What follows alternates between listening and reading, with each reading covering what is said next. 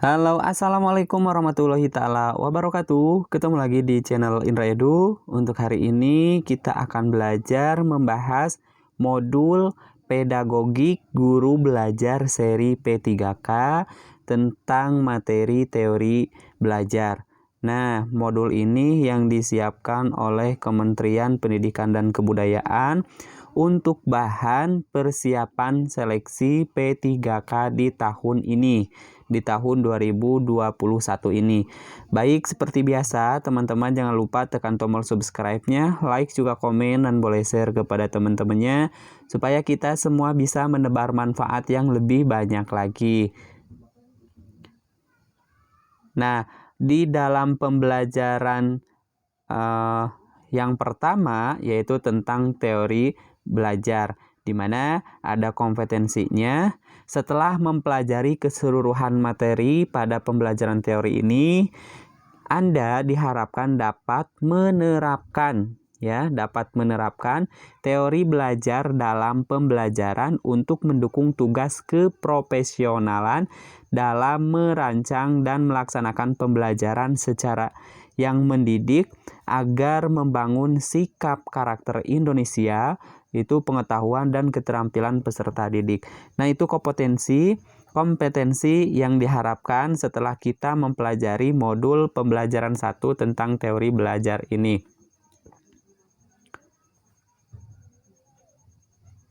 Nah, ada beberapa indikator pencapaian kompetensi yang harus kita capai. Indikator yang pertama, setelah mempelajari materi dalam pembelajaran teori belajar ini, Anda dapat yang pertama, menjelaskan teori belajar behavioristik. Yang kedua, menjelaskan teori belajar kognitif. Yang ketiga, menjelaskan teori belajar konstruktivistik. Dan yang keempat, yaitu menjelaskan teori belajar humanistik. Nah, langsung saja pada teori belajar yang pertama, yaitu teori belajar behavioristik. Nah, apa yang dimaksud dengan teori belajar behavioristik?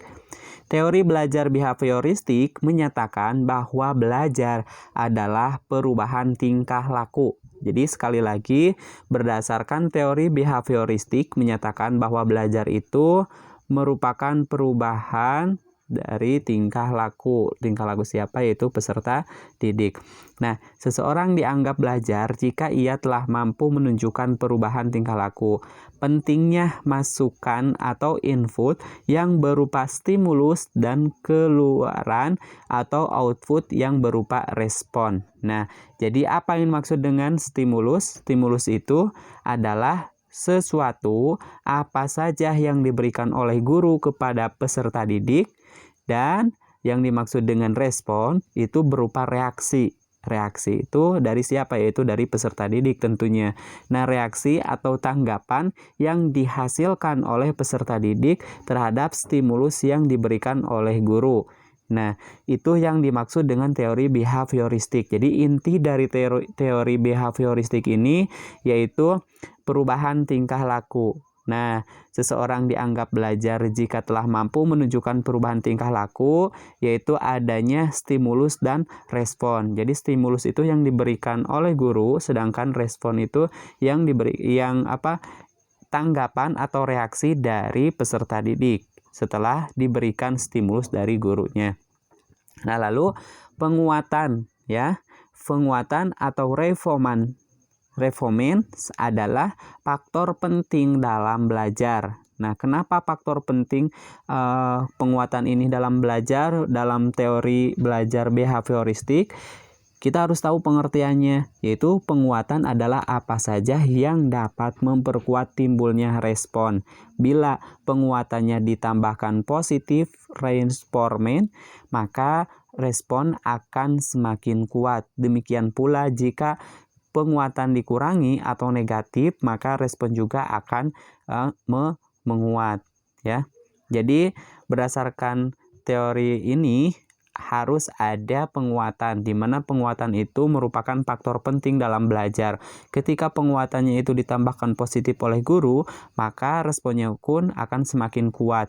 Dan demikian juga jika penguatannya dikurangi negatif, maka respon juga akan menguat seperti itu.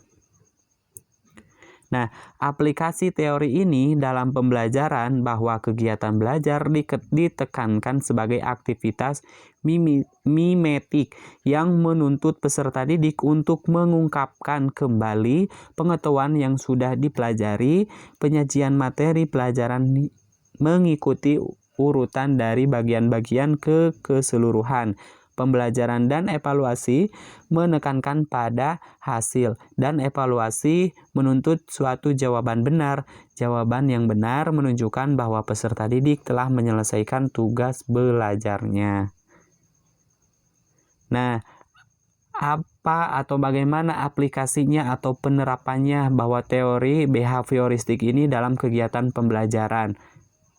Nah, implikasi teori dari behavioristik yang pertama adalah pembelajaran terprogram, ya, terprogram.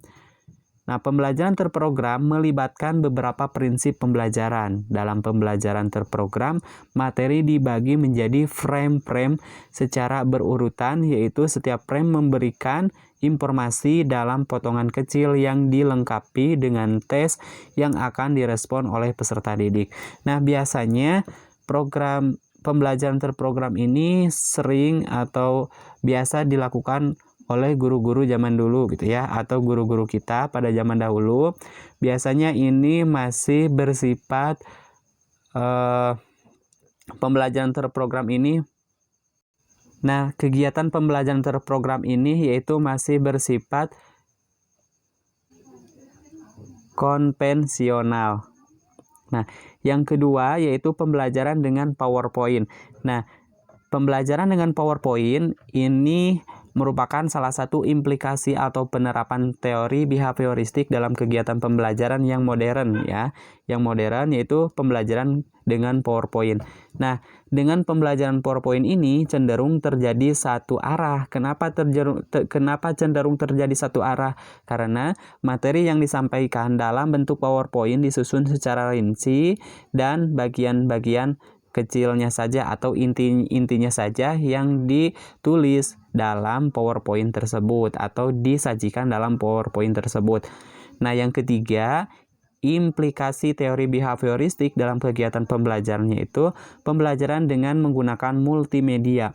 Peserta didik diharapkan memiliki pemahaman yang sama dengan pengembang materi disusun dengan perencanaan yang rinci dan ketat dengan urutan yang jelas. Latihan yang diberikan pun cenderung memiliki satu jawaban benar. Feedbacknya ya pada pembelajaran dengan multimedia cenderung diberikan sebagai penguatan dalam setiap soal. Jadi itu beberapa ada 3 implikasi teori behavioristik dalam kegiatan pembelajaran. Ada yang modern atau masa kini ya. Masa kini atau sekarang yang sering digunakan yaitu pembelajaran dengan PowerPoint dan menggunakan dengan pembelajaran dengan multimedia ya. Nah, guru-guru milenial itu sering menggunakan pembelajaran dengan PowerPoint dan juga pembelajaran dengan multimedia. Nah, yang kedua yaitu teori belajar kognitif dan implikasinya dalam pembelajaran. Nah, tadi kan sudah tentang teori behavioristik, yang sekarang kita akan belajar bareng itu tentang teori belajar kognitif dan implikasinya dalam pembelajaran itu seperti apa. Nah, jadi yang dimaksud dengan teori belajar kognitif tentu berbeda dengan teori belajar behavioristik. Teori belajar kognitif lebih mementingkan proses belajar daripada hasil belajarnya. Ya, jadi teori kognitif ini lebih menekankan atau lebih mementingkan kepada proses belajarnya. Nah, para penguat aliran kognitif mengatakan bahwa belajar tidak sekedar melibatkan hubungan antara stimulus dan respon. Jika teori belajar behavioristik mempelajari proses belajar sebagai hubungan stimulus dan respon, teori belajar kognitif merupakan suatu bentuk teori yang sering disebut juga dengan model perseptual. Nah, perseptual itu seperti apa? Itu teori belajar kognitif memandang bahwa tingkah laku seseorang ditentukan oleh persepsi ya serta pemahamannya tentang situasi yang berhubungan dengan tujuan belajarnya. Belajar merupakan perubahan persepsi dan pemahaman yang tidak selalu dapat terlihat sebagai tingkah laku yang nampak. Jadi dapat kita bedakan bahwasanya teori belajar kognitif dengan teori belajar behavioristik. Kalau teori belajar behavioristik itu lebih kepada melibatkan hubungan antara stimulus dengan respon. Sedangkan ya lebih menekankan pada stimulus dan respon. Sedangkan teori belajar kognitif ini yaitu lebih mementingkan kepada proses belajarnya itu, ya, proses belajar dalam kegiatan belajar dan mengajarnya tersebut. Nah, jadi pengertian belajar menurut teori kognitif adalah perubahan persepsi dan pemahaman yang tidak selalu berbentuk tingkah laku yang dapat diamati dan dapat diukur, ya. Nah, itu pengertian tentang belajar menurut teori belajar kognitif. Jadi sekali lagi, teori belajar kognitif adalah perubahan persepsi atau pemahaman, ya, yang tidak selalu berbentuk tingkah laku, ya, yang dapat diamati dan dapat diukur. Salah satu contohnya yang tidak selalu berbentuk tingkah laku yang dapat diamati dan dapat diukur apa saja.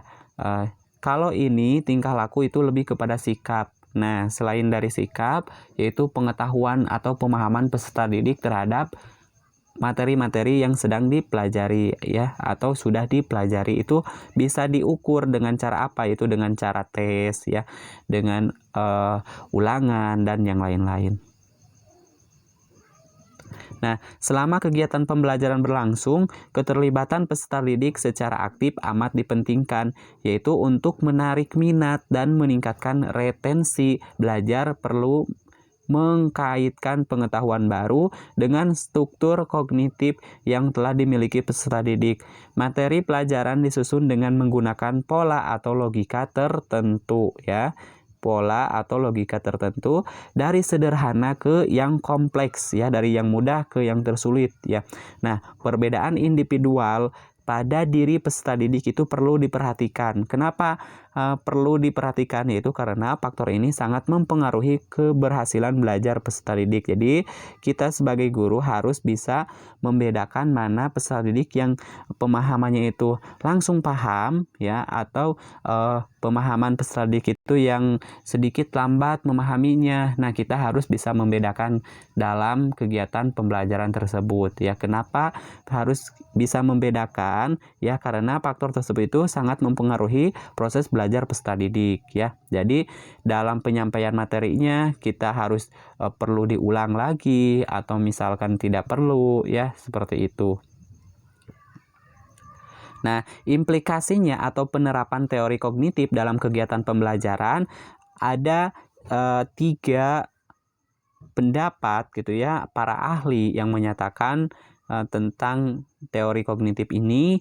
Perkembangan yang pertama adalah menurut Piaget. Nah, perkembangan kognitif merupakan suatu proses genetik, yaitu suatu proses yang didasarkan atas mekanisme biologis perkembangan sistem syaraf. Dengan demikian, bertambahnya umur seseorang, maka semakin komplekslah susunan sel sarafnya dan makin meningkat pula kemampuannya. Ia menyimpulkan bahwa daya pikir atau kekuatan mental anak yang berbeda usia akan berbeda pula. Nah, di sini, ya, jadi akan berbeda pula secara kualitatif.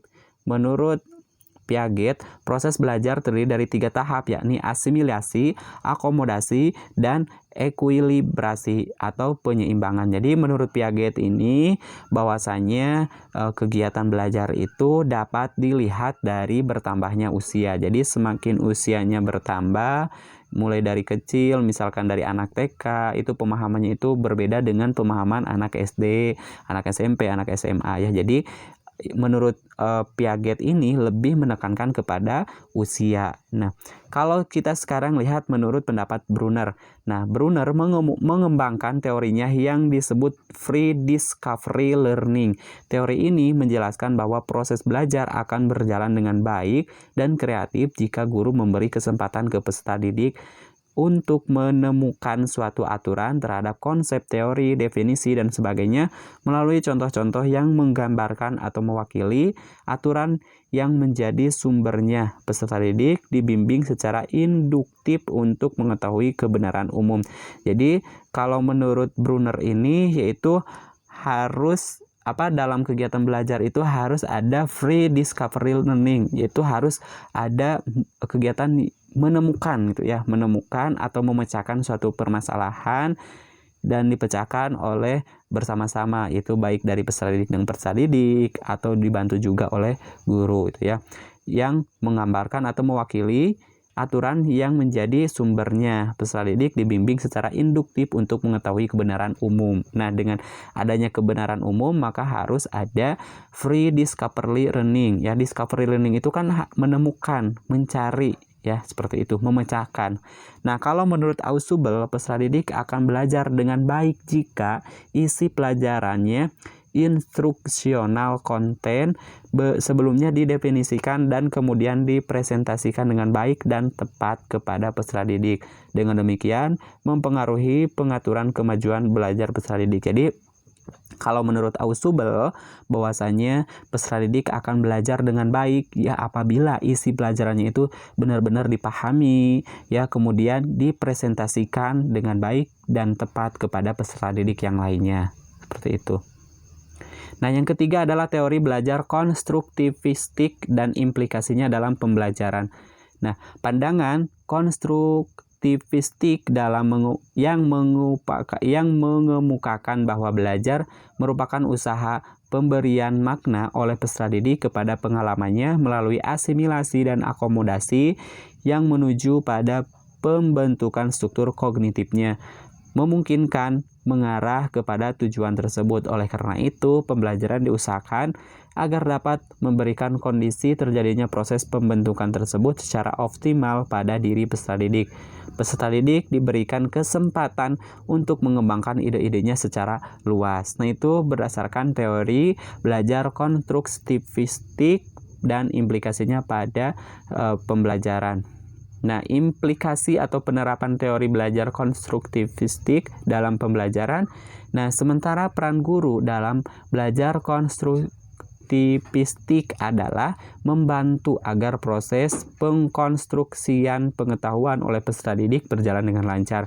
Guru tidak mentransfer pengetahuan yang telah dimilikinya, melainkan membantu peserta didik untuk membentuk pengetahuan sendiri dan dituntut untuk lebih memahami jalan pikiran atau cara pandang peserta didik dalam belajar. Nah, itu implikasi atau penerapan teori belajar konstruktivistik dalam pembelajaran. Jadi intinya guru itu bukan mentransfer pengetahuan yang telah dimiliki secara langsung melainkan membantu peserta didik untuk membentuk pengetahuannya sendiri ya. Jadi membantu, dalam kegiatan pembelajaran itu dari awal pembukaan sampai penutupan itu tidak terus dilakukan oleh guru ya, tidak selalu mentransferkan pengetahuan yang telah dimilikinya, melainkan membantu peserta didik untuk membentuk pengetahuan sendiri dan dituntut untuk lebih memahami jalan pikiran atau cara pandang peserta didik dalam belajar. Nah, yang keempat yaitu teori belajar humanistik dan implikasinya dalam pembelajaran. Menurut teori humanistik, tujuan belajar adalah untuk memanusiakan manusia ya. Jadi sekali lagi menurut teori humanistik ya, bahwasanya teori ini bertujuan untuk tujuan belajar adalah untuk memanusiakan manusia ya, yang tadinya tidak tahu menjadi tahu, yang tadinya tidak bisa menjadi bisa ya, yang tadinya tidak paham, yang tadinya belum paham hingga akhirnya menjadi paham ya. Proses belajar dianggap berhasil jika siswa telah memahami lingkungan dan dirinya sendiri. Nah, jadi berdasarkan teori ini suatu proses belajar akan dianggap berhasil apabila siswa telah memahami lingkungan dan diri sendirinya. Teori humanistik bersifat eleksitik, maksudnya teori ini dapat dimanfaatkan atau dapat memanfaatkan teori apa saja asal tujuannya itu tercapai. Nah, implikasi teori belajar humanistik dalam pembelajaran yaitu aplikasi teori humanistik dalam kegiatan pembelajaran cenderung mendorong siswa untuk berpikir induktif. Nah, teori ini juga amat mementingkan faktor pengalaman dan keterlibatan siswa secara aktif dalam belajar. Semua komponen pendidikan termasuk tujuan pendidikan diarahkan pada terbentuknya manusia yang ideal, manusia yang dicita-citakan, manusia yang mampu mencapai aktualisasi diri. Untuk itu, sangat perlu diperhatikan bagaimana perkembangan peserta didik dalam mengaktualisasikan dirinya, pemahaman terhadap dirinya, serta realisasi diri. Nah, itu implikasi teori belajar humanistik dalam pembelajaran. Jadi sekali lagi ya teman-teman, saya ulangi bahwasanya aplikasi dari teori humanistik ini yaitu kegiatan belajar cenderung mendorong siswa untuk berpikir induktif. Nah, dari teori ini juga amat mementingkan faktor pengalaman ya, pengalaman dan keterlibatan siswa secara aktif dalam belajar. Jadi siswa itu harus dilibatkan secara aktif dalam belajar. Karena kenapa harus dilibatkan secara aktif dalam belajar? Karena itu nanti bisa menjadikan siswa tersebut itu pengalaman-pengalaman karena setelah dilibatkan dalam belajar aktif. Nah, semua komponen pendidikan termasuk tujuan pendidikan diarahkan pada terbentuknya manusia yang ideal. Nah, jadi kan tadi bahwasanya teori humanistik ini yaitu untuk memanusiakan manusia ya. Ya, memanusiakan manusia itu seperti apa? Yaitu manusia yang ideal, manusia yang dicita-citakan, yaitu manusia yang mampu mencapai aktualisasi diri ya, aktualisasi diri. Untuk itu sangat perlu diperhatikan bagaimana perkembangan peserta didik dalam mengaktualisasikan dirinya, pemahaman terhadap dirinya, serta realisasi diri. Semoga bermanfaat. Assalamualaikum warahmatullahi taala wabarakatuh. Saya akhiri, jangan lupa tekan tombol subscribe, like, juga komen, dan boleh share kepada teman-teman supaya kita semua bisa menebar manfaat yang lebih banyak lagi.